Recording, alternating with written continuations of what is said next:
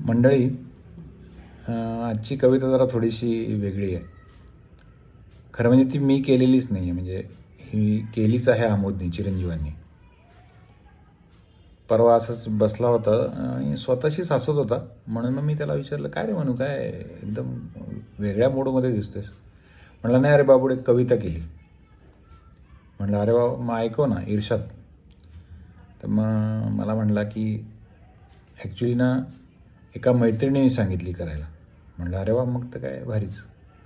म्हणलं, ती म्हणली की आता तू फूड लाईनमध्ये आहेस तर एखाद्या पदार्थावर अशी करता आली तर बघ. तर म्हणलं, विचार केला थोडा आणि मग ही कविता केली आहे. तर शराबी पिक्चर ज्यांनी पाहिला असेल त्यांना माहिती आहे की वजन कहाँ से आता है, वजन, शब्दामध्ये वजन कसं येतं. आता मैत्रिणीने सांगितली म्हणल्यावर ऑब्वियसली वजन आहे त्याच्यामध्ये. तर त्याला म्हणलं होतं तूच रेकॉर्ड कर, पण काय समूह म्हणला की नाही, मला ते नाही जमत राव. म्हणला, ते तू कर. म्हणलं, ठीक आहे, आता तुझ्यासाठी एवढं तर नक्कीच करू शकतो. कविता त्याची आहे, सादरीकरण माझं आहे. तर ऐकवतो. पदार्थ त्याच्यातच उल्लेख आहे, त्यामुळे त्याचं काही वेगळं आत्ता मेन्शन नाही करत. तर कविता अशी आहे. रस्त्याने जाता येता सध्याची तरुणाई दिसते. रस्त्याने जाता येता सध्याची तरुणाई दिसते. हातात एक प्लेट आणि बाजूला प्रेयसी उभी असते. कधी प्रेयसी तर कधी प्रिय अशी व्यक्ती असते. कधी प्रेयसी तर कधी प्रिय अशी व्यक्ती असते.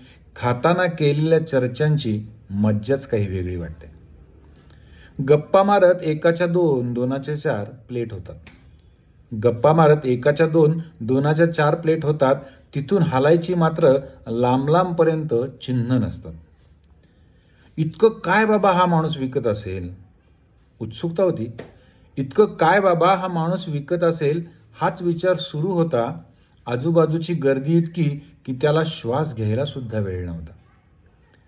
शेवटी 3-4 वेळा बघितलं आणि काय विकताय विचारलं. शेवटी 3-4 वेळा बघितलं आणि काय विकताय विचारलं. भैया मोमोज, इतकंच बोलून त्यानं आपलं काम सुरूच ठेवलं. न राहून मुझे भी एक अगदी सहज तोंडातनं निघून गेलं. न राहून मुझे भी एक अगदी सहज तोंडातनं निघून गेलं.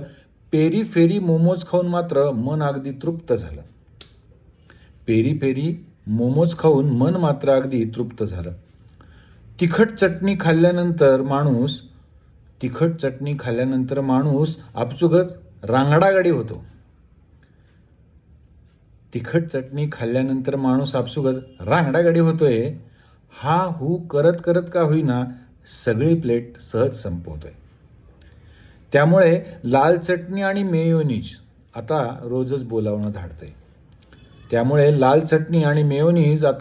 बोलावणं धाडतंय. नुसता विचार करून सुद्धा लका तोंडाला पाणी सुटतंय. इतके प्रकार, इतक्या चवी, सगळ्यांची वेगळी ओळख आहे. इतके प्रकार, इतक्या चवी, सगळ्यांची वेगळी ओळख आहे. प्रेयसी असो प्रियशी, आवड तेवढी एकच आहे.